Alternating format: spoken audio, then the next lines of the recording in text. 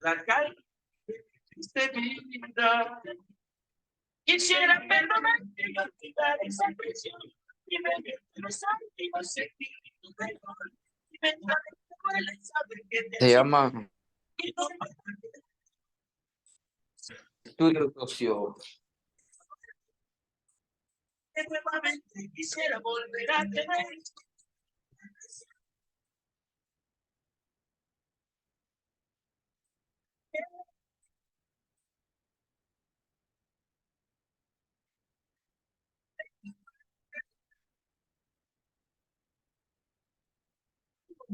Muy bien, profesores, buenos días nuevamente. Segundo bloque de trabajo para este sábado 10 de junio. Vamos a anotar nuestro nombre completo y número de carnet en el chat correspondiente, por favor, para la asistencia.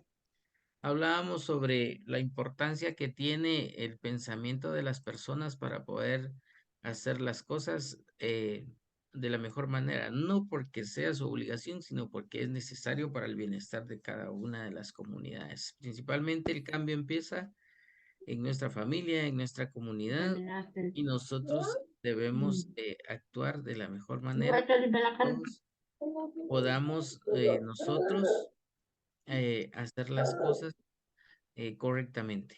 Bien,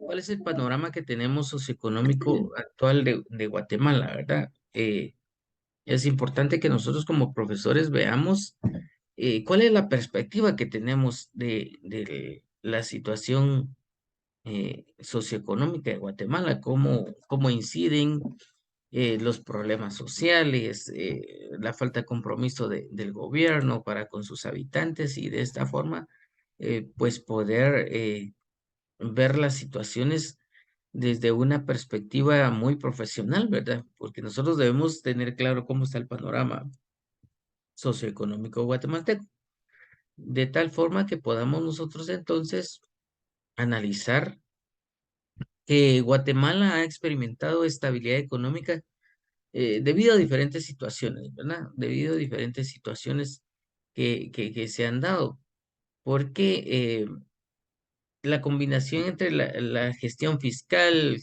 prudente, políticas para el control de la inflación, un tipo de cambio flotante administrativo, cómo ha estado nuestra moneda. Al final, nuestra moneda es bastante sólida frente a otras monedas internacionales. No cambia tanto como en otros países que sí se devalúa rápidamente su moneda, ¿verdad? Guatemala todavía tiene esa parte, resiste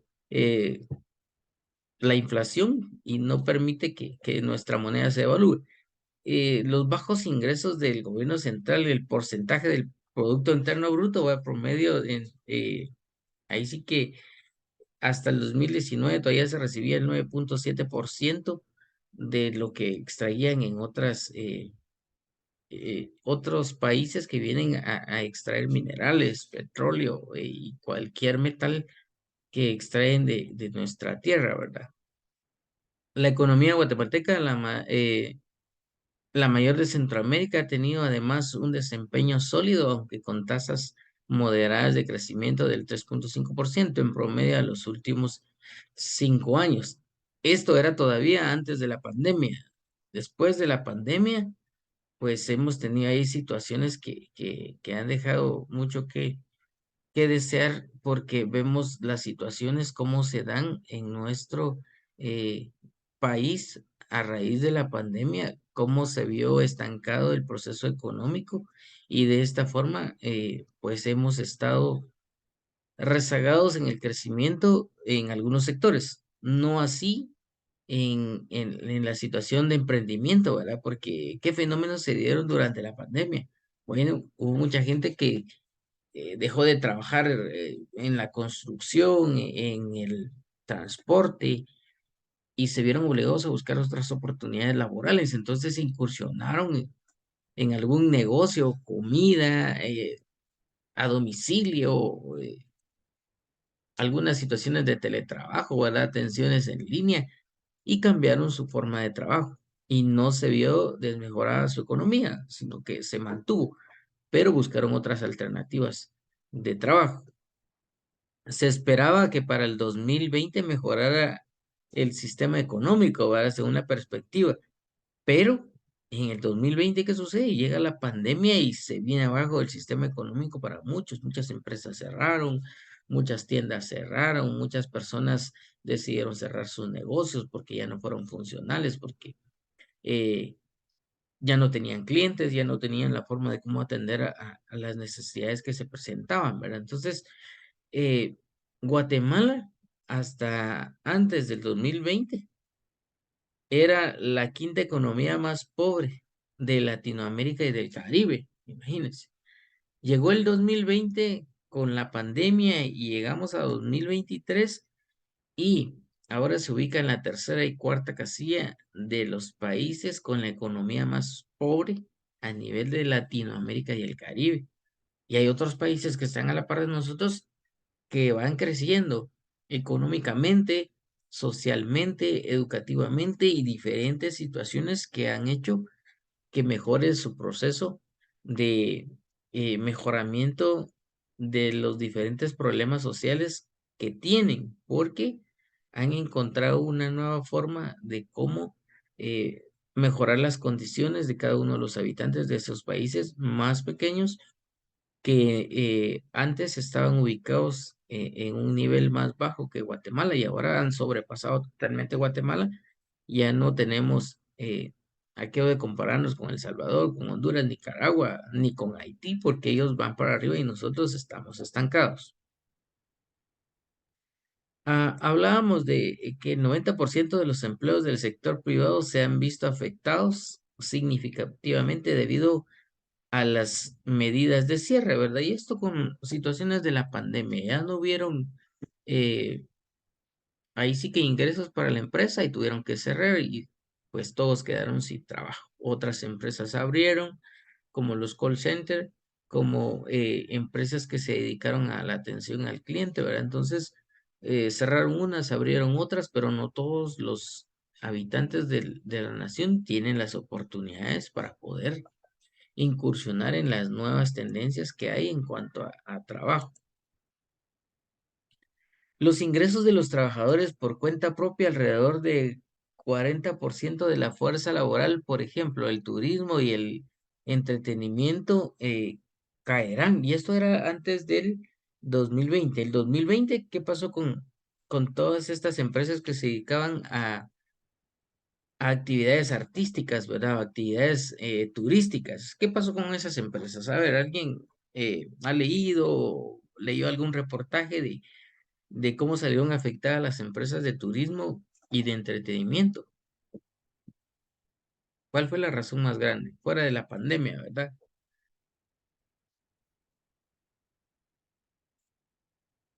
Profe Franci. Sí, licenciado, buenos días, mucho gusto. Buenos días, compañeros. Pues bueno, en el ámbito del turismo con la pandemia, pues se vio bastante afectado, pues todos las personas pues, estaban confinadas pues al encierro, ¿verdad? Entonces no había un movimiento económico en Guatemala por esa misma situación, ¿verdad?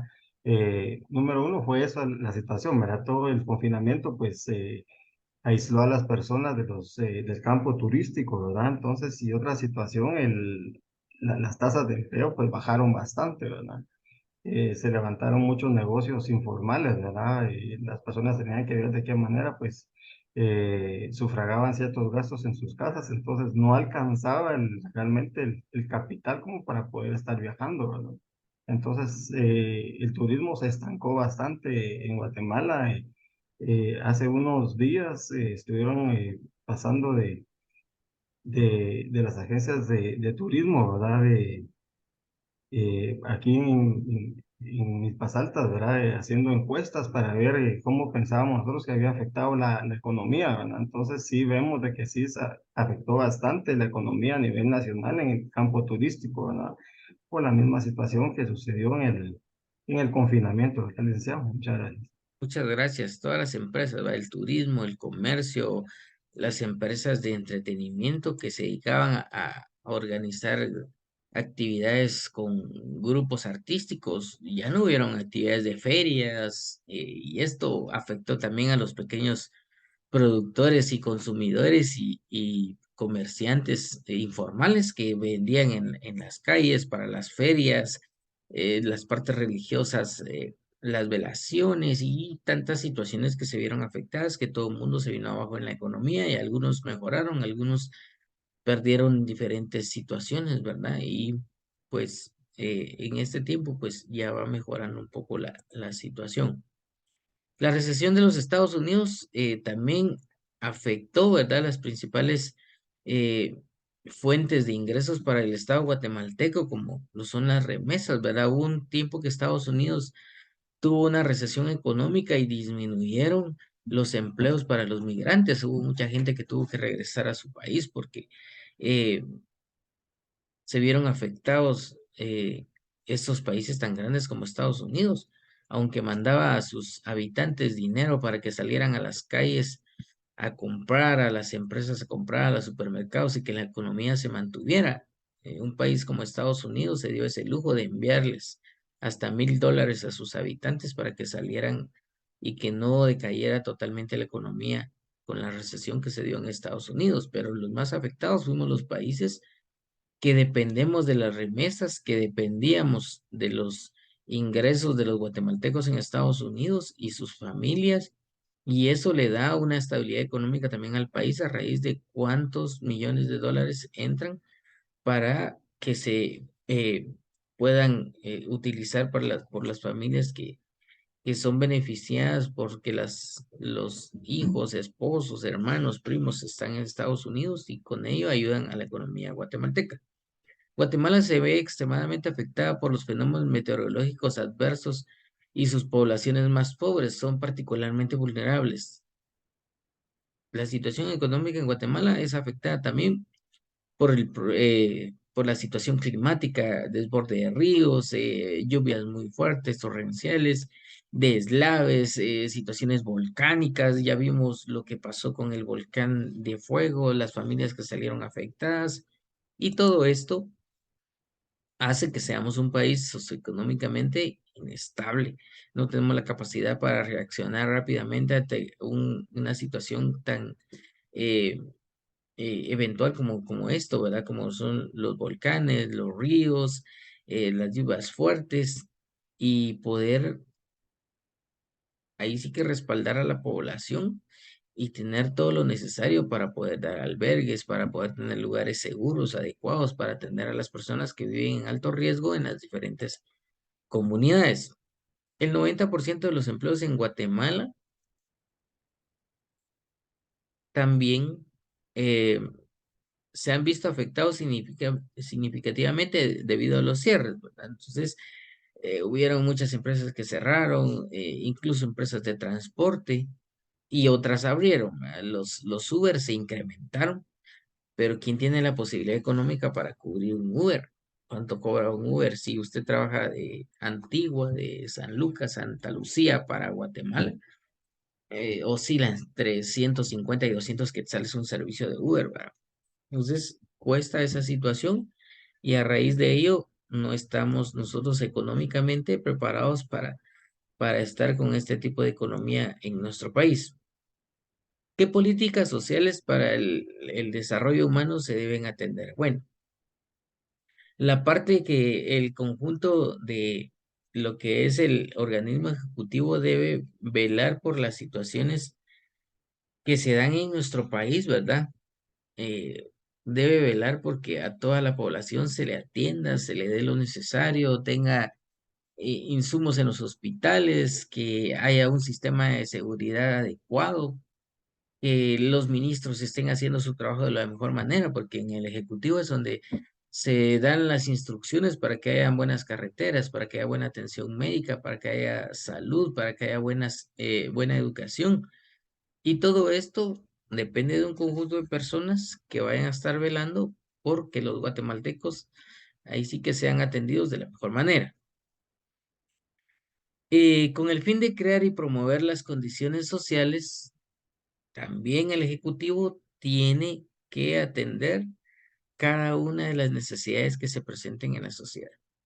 ¿Para qué se crean las políticas de desarrollo humano? Bueno, para que faciliten el acceso a toda la población los beneficios de desarrollo y condiciones de igualdad y equidad, pero aquí a veces los más beneficiados son los que más tienen. ¿Quiénes son los que deben ser más atendidos? Los que tienen menos posibilidades, los de escasos recursos, y que todos se atiendan con igualdad y con equidad. Las políticas que debe tomar en cuenta el Estado guatemalteco principalmente a raíz de las situaciones que se viven en nuestro país, bueno, hablemos de una política que atienda lo que es la nutrición, una política que atienda la salud, la seguridad y la justicia, la infraestructura y la vivienda.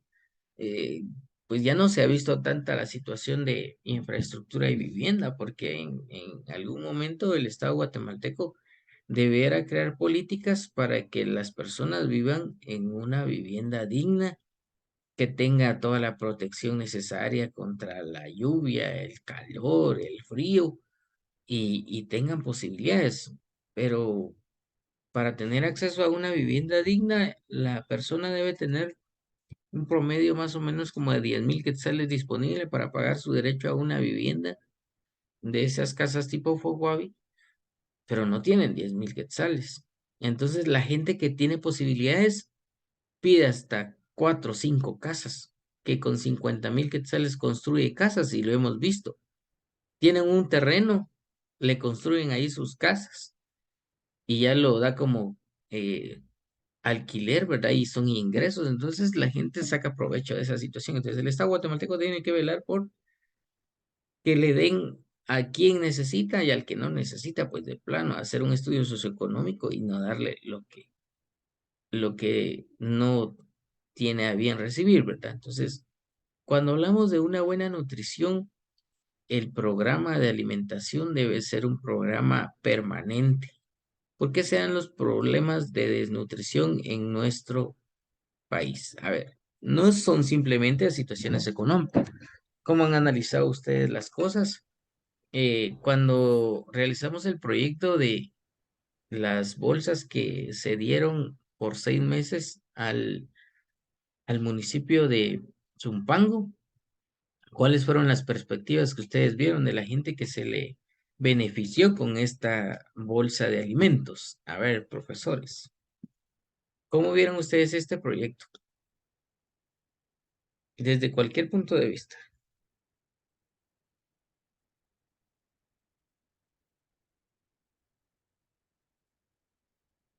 A ver, Pues, licenciado, con ese proyecto se vieron dos realidades y yo que estuve ahí la contemplé, que en una sí había personas y familias que sí necesitaban la ayuda, ¿verdad? Pero habían dos o tres que en sí se puede decir hasta cómo llegaron, en qué vehículos y todo, no necesitaban la ayuda, la verdad. Y era como que, porque a ellas sí se les incluyó y sabiendo que hay otras personas que no, no tienen las mismas condiciones que ellas.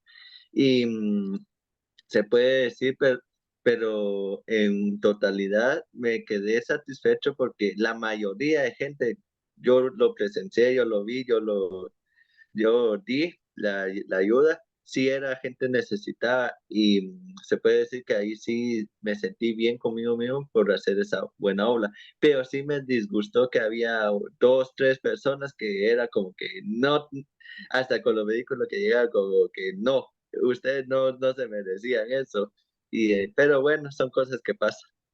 claro, muchas gracias. Bueno, este proyecto se realizó con un listado que pasó el Ministerio de Salud, pero no se tomó en cuenta que la desnutrición en Guatemala no es únicamente por el factor económico, sino por la mala atención, por no seguir los lineamientos y por no tener una asistencia de salud adecuada. Porque la gente cuando está embarazada, en este caso las mujeres cuando están embarazadas, no tienen una buena alimentación, no tienen el cuidado necesario, no se vitaminan, no tienen una buena alimentación. Entonces, ¿cómo van a nacer los niños? Desnutridos. Pueden tener las condiciones económicas para tener una buena alimentación, pero es simplemente una desatención al periodo de embarazo por lo cual los niños nacen con problemas de desnutrición. Y habían circunstancias en las que analizamos, bueno, si es gente que son de escasos recursos, si merece el apoyo, y de esta forma entonces sí podemos cumplir con la meta que teníamos. Pero como decía Estuardo, llevaban en sus Hilux y yo apenas con mi carrito ahí a la par de esos Hilux grandes que llegaban a acompañar a la persona a recoger su bolsa de apoyo, ¿verdad? Entonces, no es porque no tenían la economía, sino que simplemente no tuvieron una buena alimentación, no se cuidaron adecuadamente, o no cuidan a los niños, o no tienen ese sentimiento de maternidad, y entonces los niños son desnutridos. Hay mamás que no les quieren dar pecho a sus niños, no les quieren dar la leche materna, y entonces se pierde esa parte de una alimentación nutritiva y necesaria en los niños para que estén nutridos. Y entonces hay diferentes perspectivas. Uno, hay desconocimiento total de la gente para tener una buena alimentación durante el embarazo. Y otra, simplemente la falta de acompañamiento y capacitación del Ministerio de Salud para las personas embarazadas y con ello tener niños sanos, niños que nazcan saludables para que no tengamos problemas de nutrición. Hablando de educación, bueno, hay diferentes factores. La pandemia vino a afectar muchos problemas que ya teníamos y acrecentarlos en un número más significativo, porque si cuando estábamos presencial no teníamos a los niños bien preparados académicamente, con la pandemia nos los mandamos de una vez por la borda, ¿va? Porque desatendimos totalmente el sistema de educación. Algunos mejoraron en los sectores privados, pero los sectores públicos hubo un estancamiento, hubo un retraso de casi 2 años en el periodo de la pandemia, porque solo mandar guías no significó estar enseñando, estar educando de la mejor manera. En la parte de la salud, pues, no hubo alcance para atender a todas las personas que se contagiaron con COVID, porque la primera ola de pandemia de COVID fue mortal, fue letal y hubo mucha gente que falleció, ¿verdad? En la parte de seguridad y justicia, bueno, no hay seguridad, no hay justicia, condenan a los que no tienen que condenar y liberan a los que son culpables, ¿verdad? Y aquí va a ganar el que tenga más dinero y tenga mejores abogados para poder defenderse. Infraestructura y vivienda, bueno, hay que crear una política necesaria para atender todas estas líneas de acción a trabajar para mejorar las condiciones de eh, vida.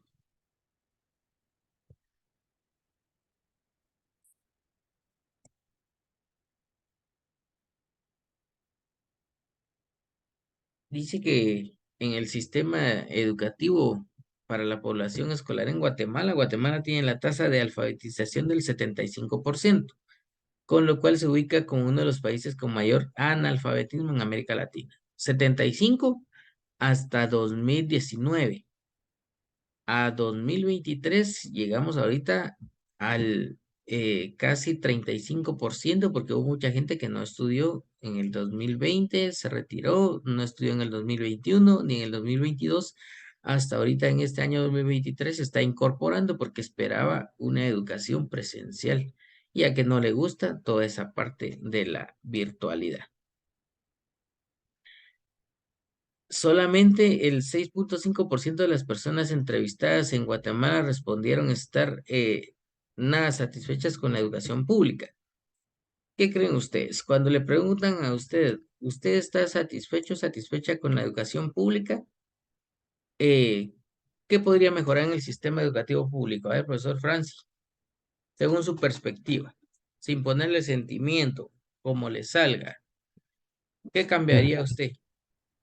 Sí, bueno, licenciado, lo que he visto particularmente aquí en las escuelas de mi municipio, ¿verdad? De que son tantos estudiantes y no se les brinda la atención a todos, ¿verdad?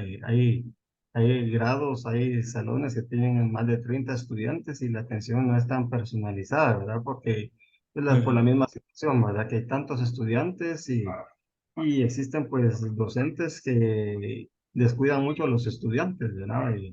a veces pasan muchas situaciones y los docentes, pues, en otro lado, ¿verdad? No, como que no están al pendiente de no solo la educación, sino que la seguridad de los estudiantes, ¿verdad?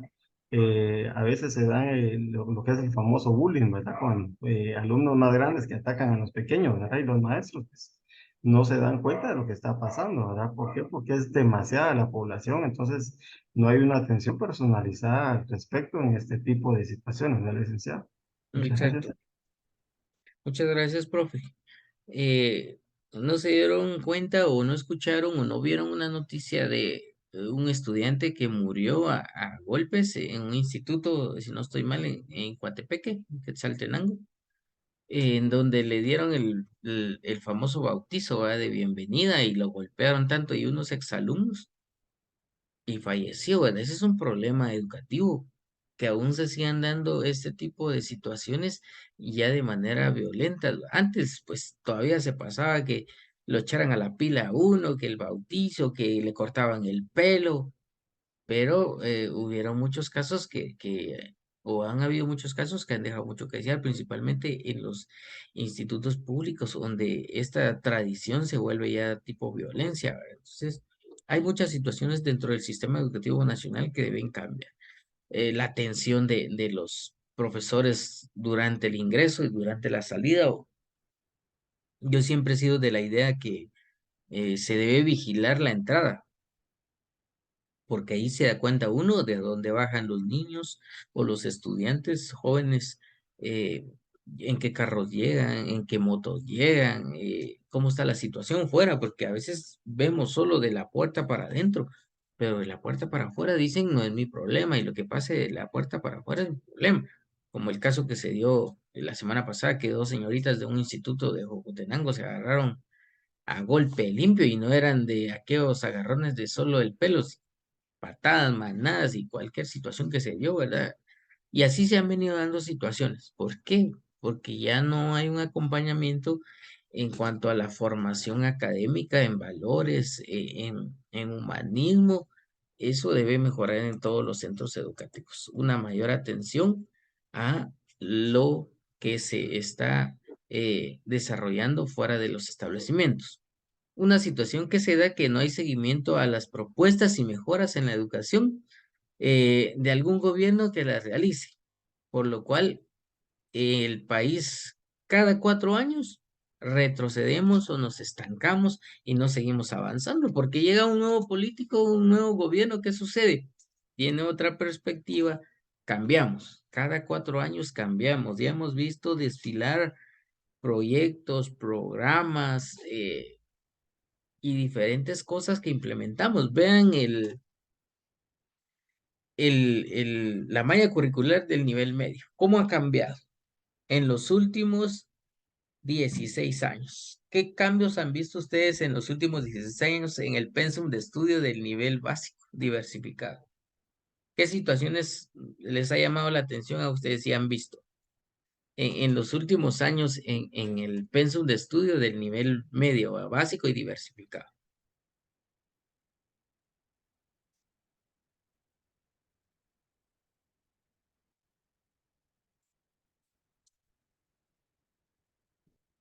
Profe Estuardo. Se puede decir, licenciado, que fue cuando juntaron asignaturas para convertirlas en solo una, como actualmente en algunas instituciones de nivel medio es emprendimiento, donde juntaron que productividad y desarrollo, que economía, que contabilidad y demás materias que antes se daban por separado y ahora se da así una unidad cada clase y lo llaman emprendimiento. También se puede decir el incremento de más clases del idioma materno de la región, porque me recuerdo que cuando yo estuve en básico eran dos clases de cachiquel, ahora son 4 o hasta 5 en algunos institutos. Muchas gracias, profe. ¿Alguien más? Cambios significativos que haya visto y drásticos, ¿verdad? Desde los últimos 16 años en el sistema educativo nacional.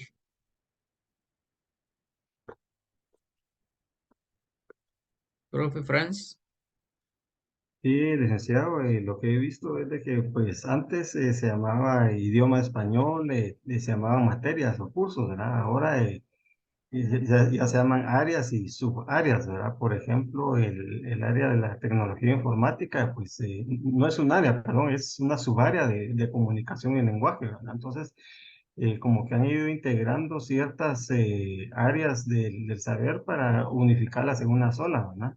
Lo que se ha visto también es que, pues, no se ha implementado como antes, ¿verdad? Lo que era artes industriales, ¿verdad? Por ejemplo, me recuerdo que en mi época, pues, llevábamos ese curso y nos enseñaban a emprender ciertos oficios, ¿verdad? Ahora, pues, ya no es tanto así la cuestión, ¿verdad? Ahora ha cambiado todo en ese sentido, ¿verdad? Y pues sí ha tenido un cambio significativo, ¿verdad? Gracias, profe. Bueno, hagamos un recuento de los últimos 16 años. Teníamos 9 áreas o 10 clases y podíamos perder únicamente 3. Y si estábamos en primero básico, podíamos perder hasta 4 porque llevábamos 10 clases con la de mecanografía y podíamos tener derecho hasta 3 recuperaciones y hasta una cuarta si pedíamos extraordinaria. Vinieron las modificaciones y llegó otro gobierno y dijo, no, vamos a pasar de 9 clases a 15 clases y sumaron otras áreas y se convirtieron en áreas y subáreas y acrecentaron el número de áreas, clases, asignaturas en los niveles medios como básico y diversificado. Pero dijeron entonces ya no pueden, bueno, un gobierno llegó y dijo pueden perder todas y recuperar todas. Y si ustedes revisan expedientes de estudiantes, perdían las 15 y yo decía, si costaba recuperar 3, ¿cómo iban a recuperar 15? Y habían personas que sí se metían a la recuperación de las 15 clases y ganaban las 15 y realmente estábamos retrocediendo porque no estábamos dando calidad educativa. Vino otro gobierno y cambió de las 15 clases y ahora solo eran únicamente 10 clases y ahora sí iban a tener áreas y subáreas y solo se podía perder eh, según la cantidad que se tuviera. 10 áreas, entonces pueden perder como establece la ley hasta 10 áreas, 3 clases, más de 10, 4 en adelante.